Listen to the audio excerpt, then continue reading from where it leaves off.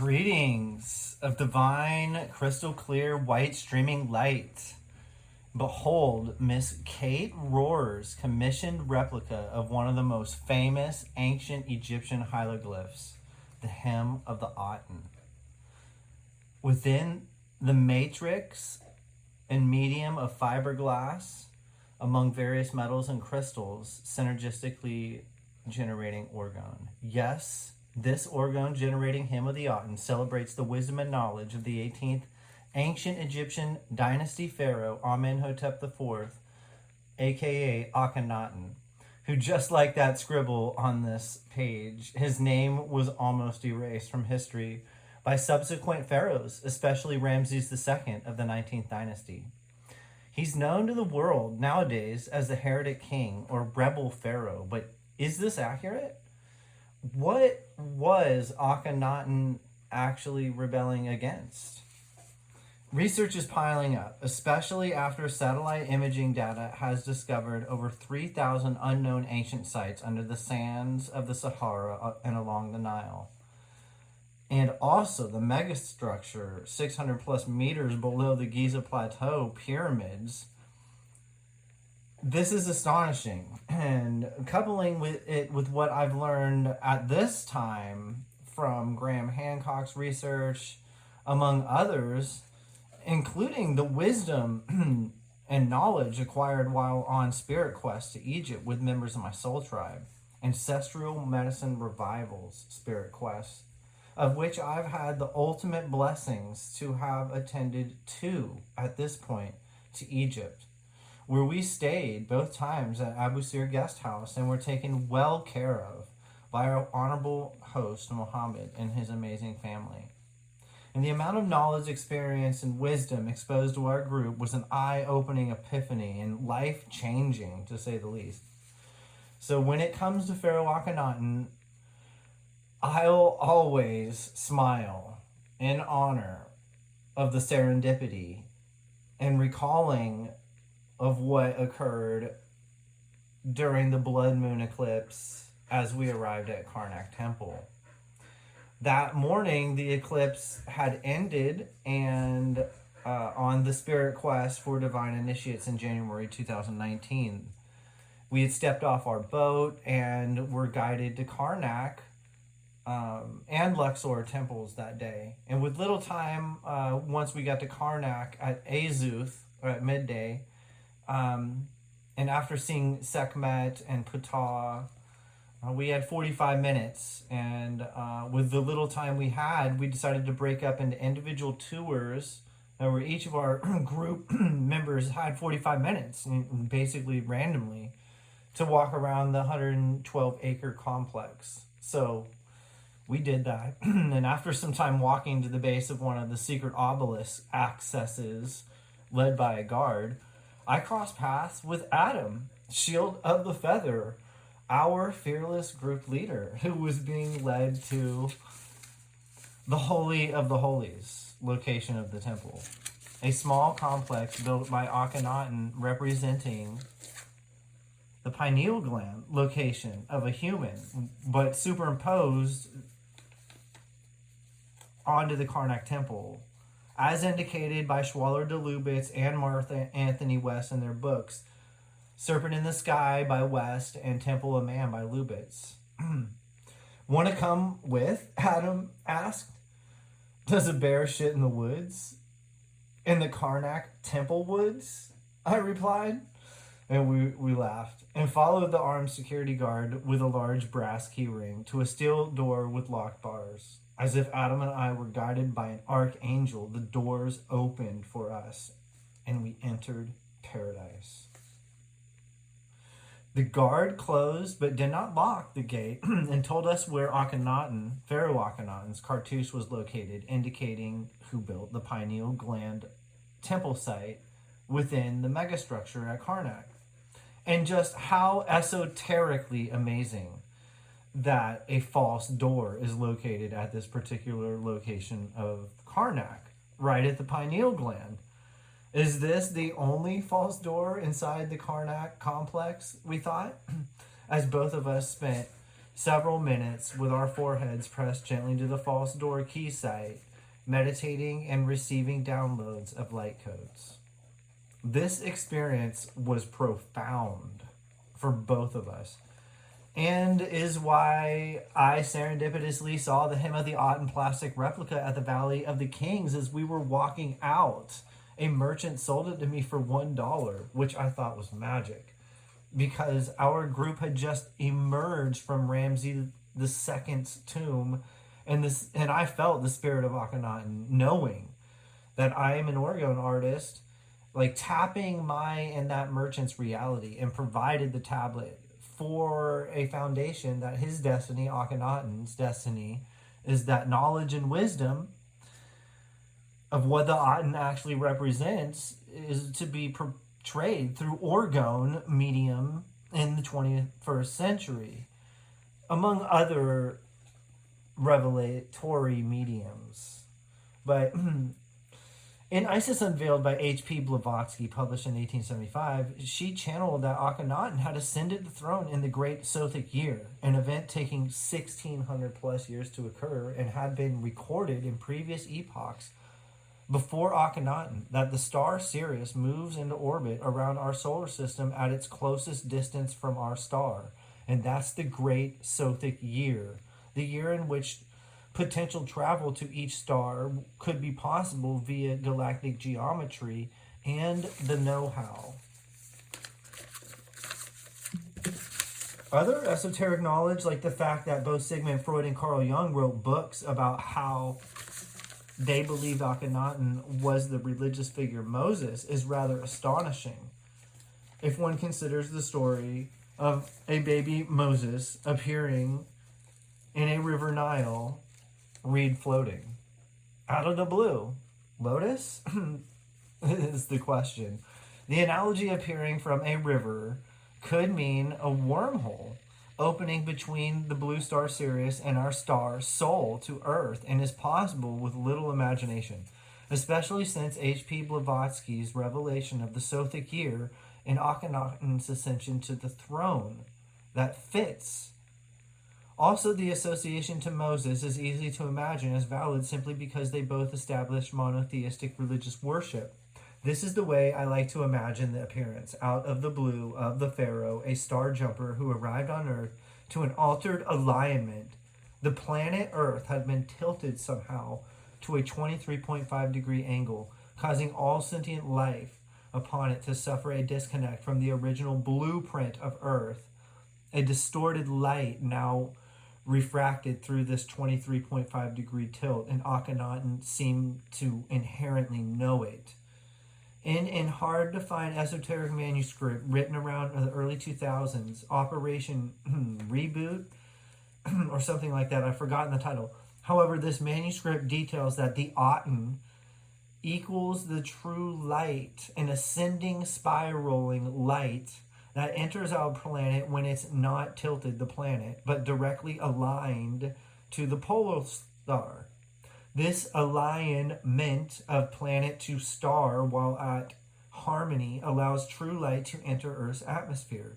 The true light, this true light, refers to receiving galactic central light that's beaming in harmony with other galactic light in synergy, aligned to Earth. This all makes perfect sense if one imagines a sphere receiving pure light from a source at due north, and that if this sphere hypothetically is tilted or misaligned somehow a bit from true north, say 23.5 degrees, then the light entering this sphere is now dimmed or less powerful than if the sphere was aligned to true north.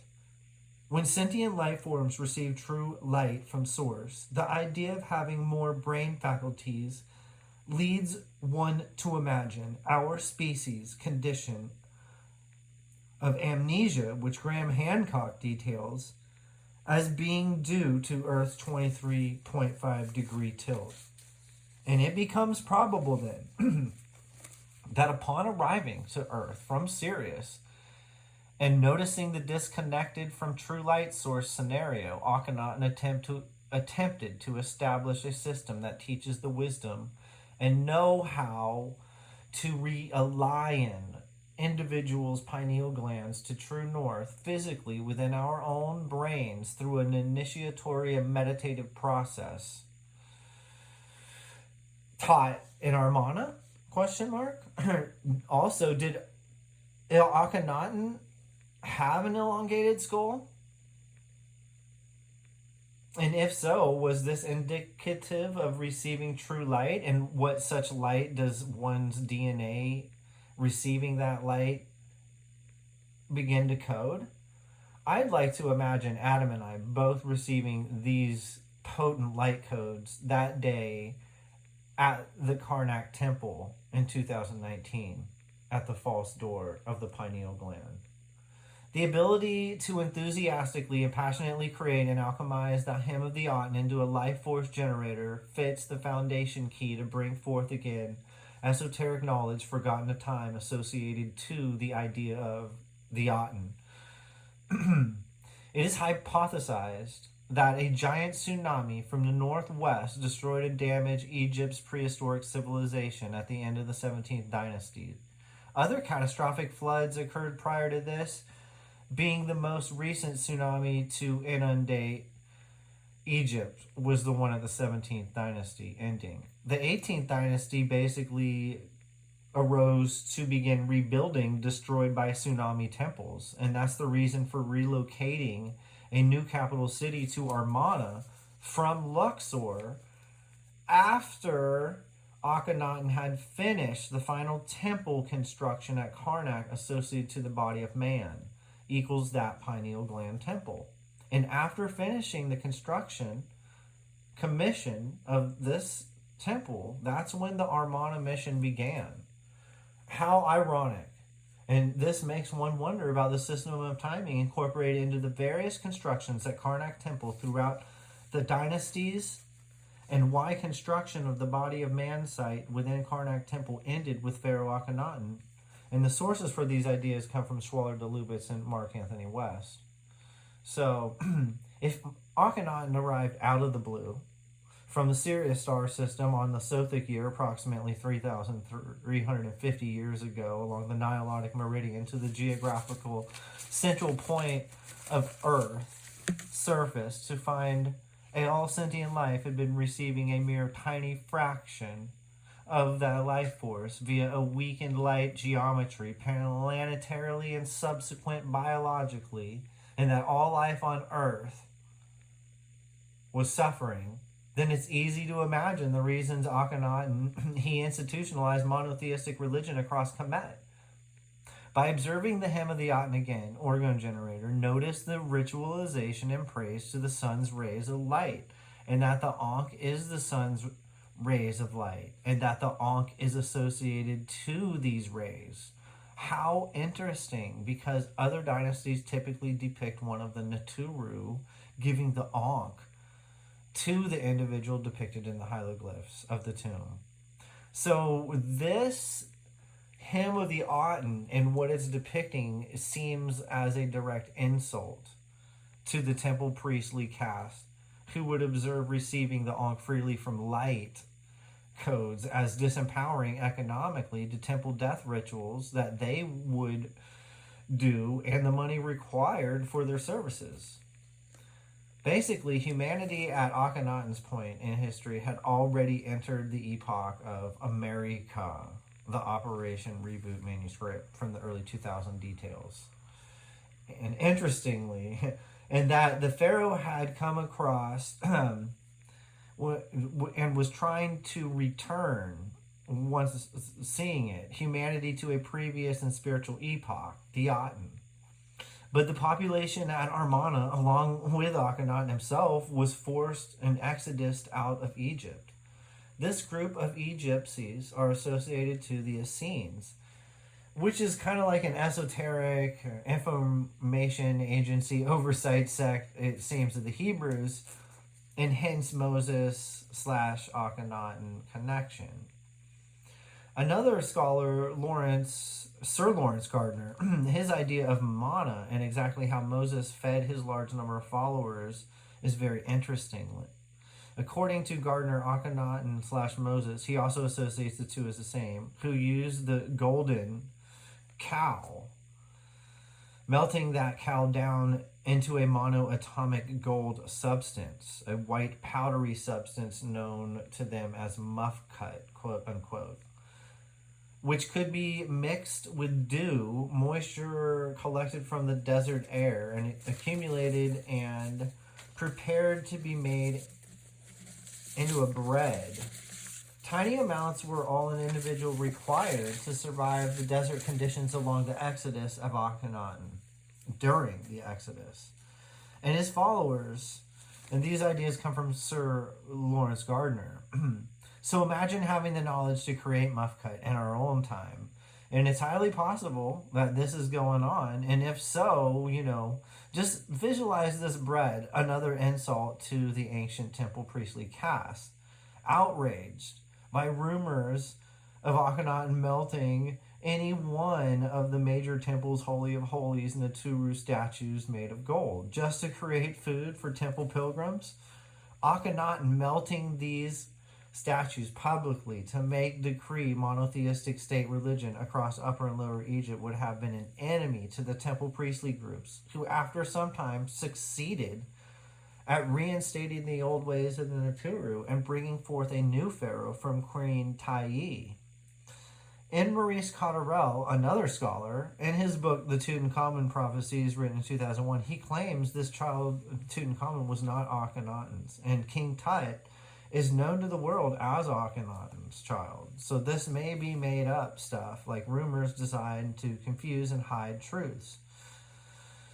Cotterell's hypothesis is highly mathematical and sound because he holds a PhD in geometry from Oxford University. His observation of King Tut's tomb treasures, specifically the food gifts he noticed, do not associate to the written itemized hieroglyphs detailing the contents of the food boxes, and that's striking at the time of the pharaoh's entombment. Noting that the ancient Egyptians wouldn't write lies, he associates this to ending Akhenaten's lineage by having Akhenaten's mother bear birth to Tutankhamun with another's seed. To add clarity to this, page 101 to 104 of Cotterell's Tutankhamun Prophecies, the tomb meat box hypothesis is detailed.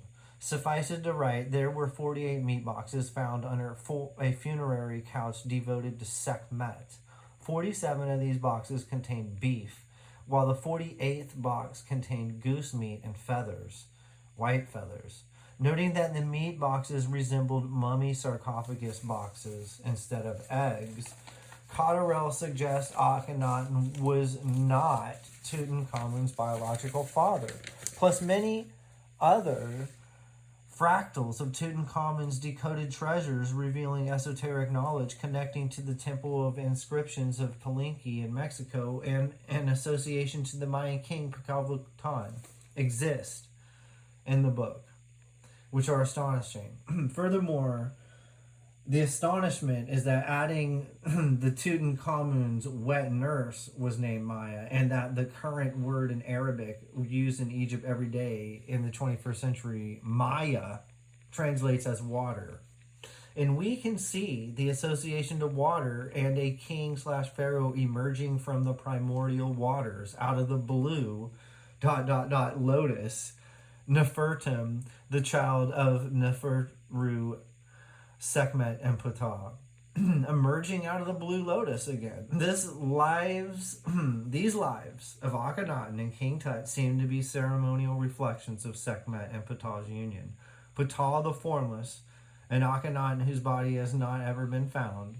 Nefertiti, a Hathor, first, who becomes enraged and transforms into Sekhmet by who knows, to allow Akhenaten's exodus, while the co-regent at Armana hypothetically conspires to make a new pharaoh via Akhenaten's biological mother, Tayi, who's depicted as one of the greatest women rulers of ancient Egypt, wielding power equal to a pharaoh.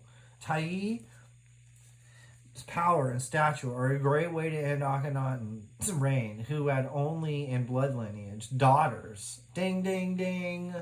So after 8 daughters, and in her elder years, she could bear a child, this could be valid. Many stories exist detailing unnatural pregnancies of elderly women even in the 21st century. Point in case, in 2019, at the age of 73, Iramati Mangama gave birth to 2 healthy female babies. Hence, it's a valid idea that Queen Tai, Akhenaten's mother, actually is Tutankhamun's mother as well.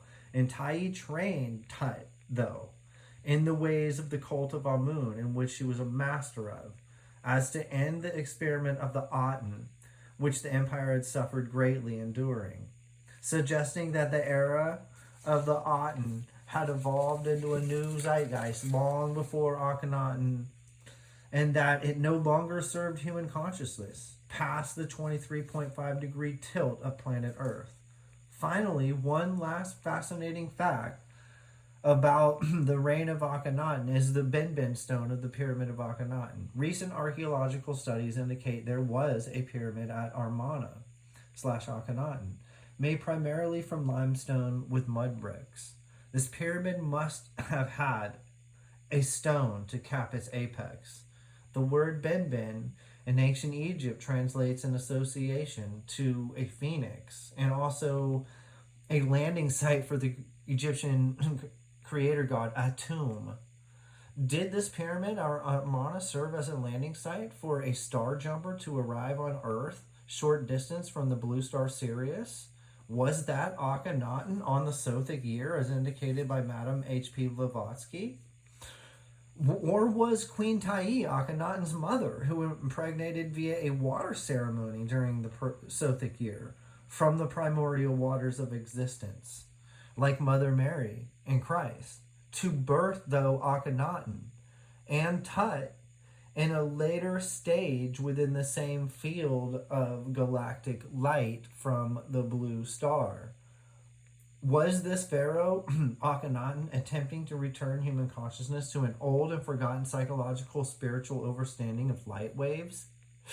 These questions lead one to feel the Benben stone of the Aten rising again into human consciousness, phoenix style. Observing again Miss Rohr's commissioned glyph, notice how the story of primordial waters and blue star jumps at perfect geometry to Earth are depicted on the back side of the glyph.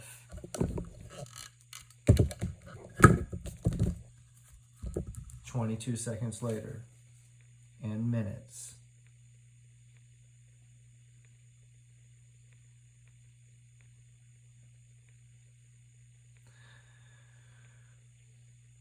Observing Mrs. Rohr's commissioned glyph, notice how this story of primordial waters and blue star jumps at perfect geometry to Earth are depicted on the backside of the glyph. Once again, the sun position on the backside becomes a silver flower of life representing the moon. A brass divine spiral flows from this moon. At its center, a small shell takes the spiral into a smaller scale. Golden ratio interdimensionally, and this collides all with the backside of Akhenaten's headdress, woven with the divine feminine safford tektite with copper wiring. Akhenaten's skull is a spectralite crystal skull, and also attached to the headdress is a pink kunzite crystal, which channels high vibrancy love into the headdress from the bee and the amber. The cow bones on the sides are laced with, and they are beads, they're laced with the copper cord that's woven to his headdress. These artistically resemble the meat box revelation. That's what I'm trying to channel here. Plus 8 bones, that represents eternity, and the hourglass is a representation of time and timing. 48 boxes were discovered in Tut's tomb, and one stuffed with goose meat and white feathers. And here on one side, left of the glyph, has an ascending spiral shell emerging from the matrix. Equals, the ascension to the golden ratio. Mother of pearls, representing primordial water creations. Pearls from shells. And pyrite that represents Earth seem to be raining through the matrix of the backside, with selenite bars representing backbones and alignment to purity. They serve alongside the cow bones as structuring, a rebarb type structuring, creating and streaming divine white light flow. Pink tourmaline, left of the ascending golden spiral shell, artistically represents the feminine nature and power of arts in the Armana era, and Akhenaten's body figure. The bottom right has elite shungite and pink kunzite, alongside my signature, Gavinchi, representing my part in the channeling of high vibrating love and light codes into this art piece, authenticating the personal association of I self to the initiatory process of experiencing the divine spark through serendipitous moments that flames the passion to co-create arts in an Armana style.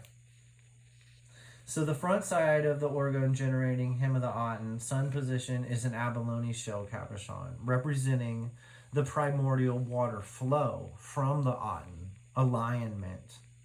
A bee within amber matrix cabochon is within the crown of Akhenaten, symbolic of esoteric bee knowledge, joy, and honey. The spectral light crystal skull rests perfectly in Akhenaten's face position. If you look closely,